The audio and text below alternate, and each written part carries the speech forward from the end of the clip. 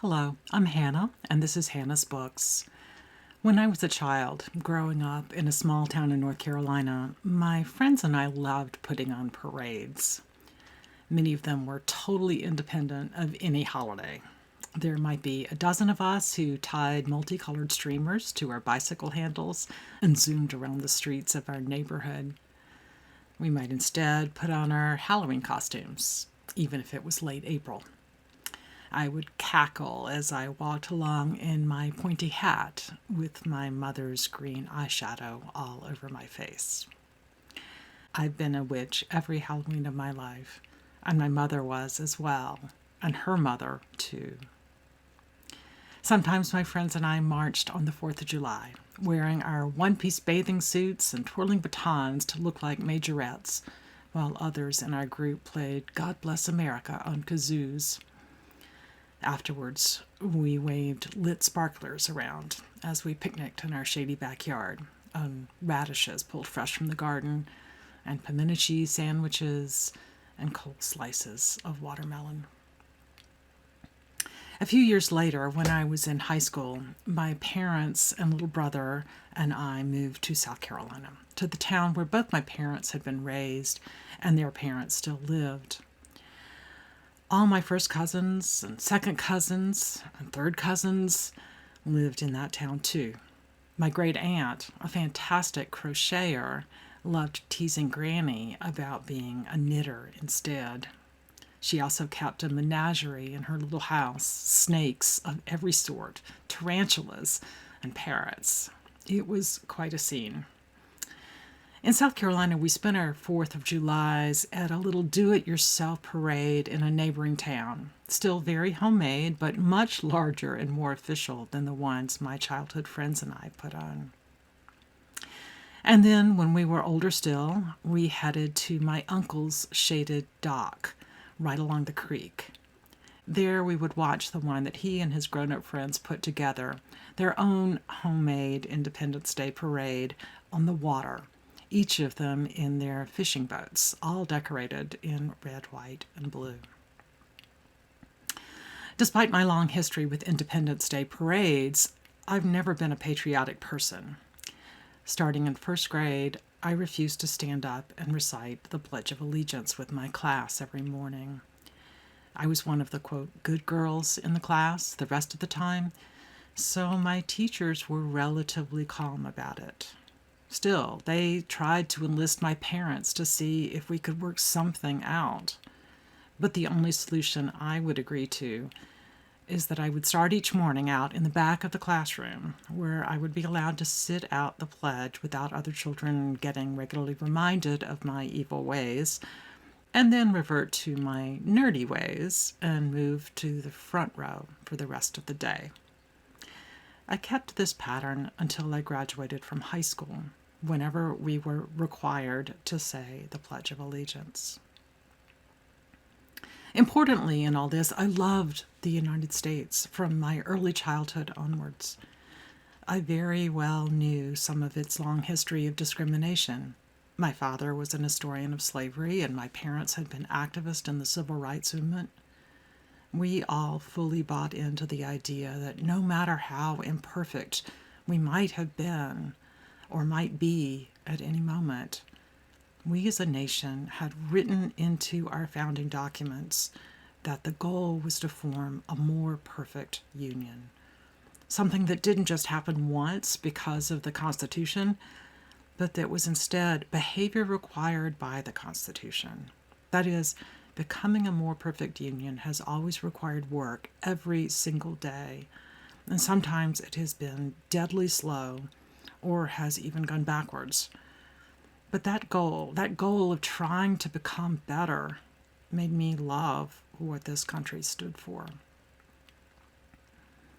What I didn't love was the pledge. I hated the idea of making a promise or a commitment to support this country, quote, right or wrong. I wanted to support it not because of a pledge, but because of the nation's acts and its commitment to the Constitution and to the idea of always expanding justice and care for each other. Actually, Americans, but all the people with whom we share this planet. My childhood resistance to the Pledge of Allegiance extended to the flag, which came to symbolize for me that sense of obligation rather than an act of choice to believe in the possibilities of the country and to fight for that to happen. Over the years, my thoughts on the flag became a bit more nuanced, but there were a lot of times when I still felt that intense resistance to the way the flag of the United States was being used. Soon after September 11th, 2001, for example, my town hung flags all down Main Street. It was a time when many of us, even my hippie left-wing municipality, were feeling more patriotic than usual. We were on edge, worried that another terrorist attack might happen at any time, and also heartbroken that so many people in the United States, citizens, immigrants with documentation, and also the undocumented, had died because of the complicated legacy of all that the American flag represented. At the same time, we were also hearing about the development of the so-called Bush Doctrine, the War on Terror, an acceptance of the idea of preemptive strikes, and the Patriot Act. Personally, I am a committed pacifist.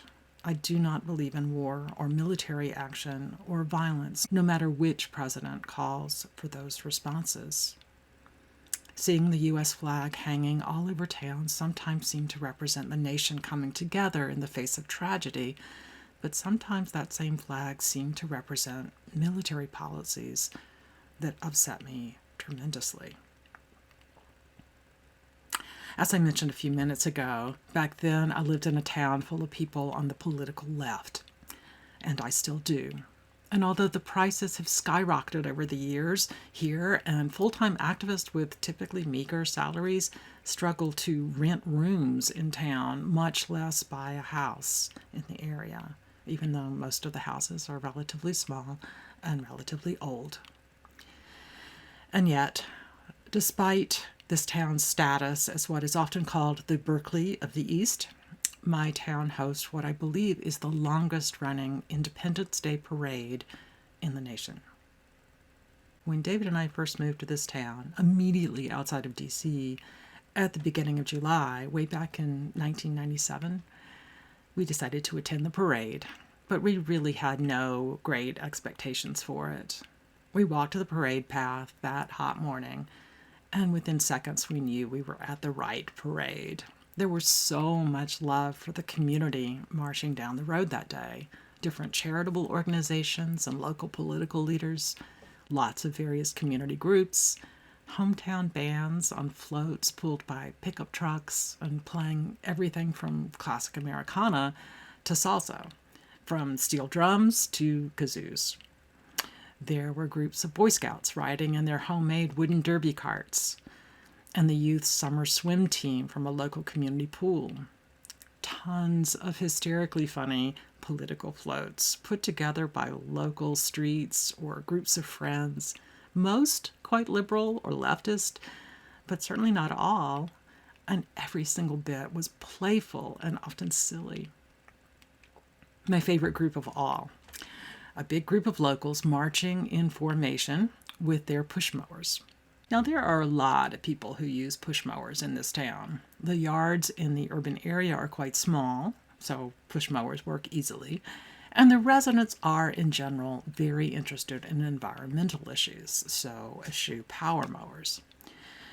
But these folks in the parade were marching along paved parade routes, not mowing their lawns, and they were accompanied by a bagpiper wearing a wool kilt on a 100-degree day. The bagpiper was playing Scottish reels as the marchers pushed their mowers in intricate patterns, passing each other back and forth, and to and fro, and mimicking the dancing of a reel. For those of you who don't know, push mowers are also called reel mowers, R-E-E-L, because of their mechanism. As soon as David and I saw this absolutely wonderful bit of craziness, we knew it was not just the right parade for us, but the right town for us, and that we were destined to live here for the rest of our lives. For me, as a patriotism challenged person, my town's absolute embrace of both deep commitment to this country, but also its long-term commitment to lefty politics and a belief in not only resistance, but also playful political theater, this particular parade was tremendously comfortable.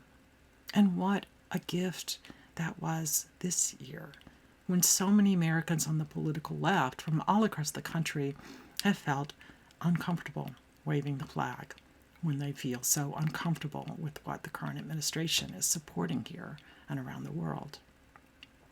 On the other hand, I have a lot of activist friends who have absolutely refused to cede the flag as a symbol of the MAGA movement. And here in my little town, we are doing the 4th of July as we always have, with love of country and love of justice, as well as love of community and a love of joy. Hanging out with my gaggle of friends, this parade felt really right for me this year, as it always does. May the people of this country work to become a more perfect union. I'm going to end with some footage from this year's parade. I hope you enjoy it.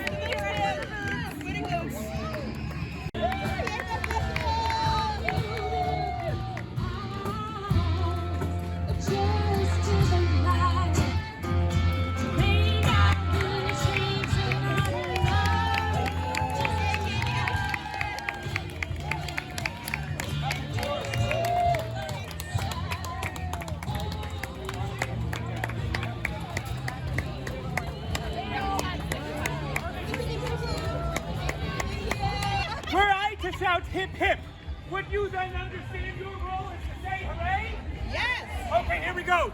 Hip hip! Hooray! Hip hip! Hooray! Hip hip! Hooray! We're the Washington Rebels. Come sing For I like to rise when the sun she rises early in the morning. I like to hear them small birds.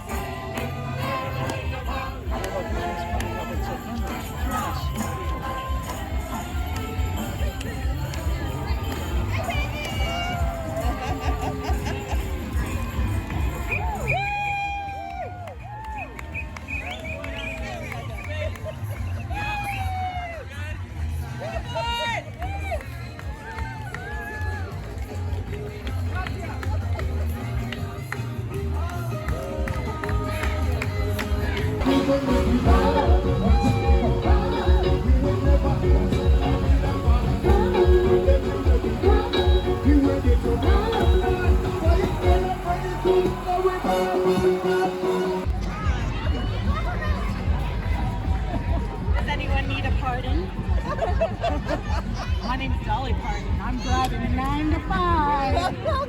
Come on.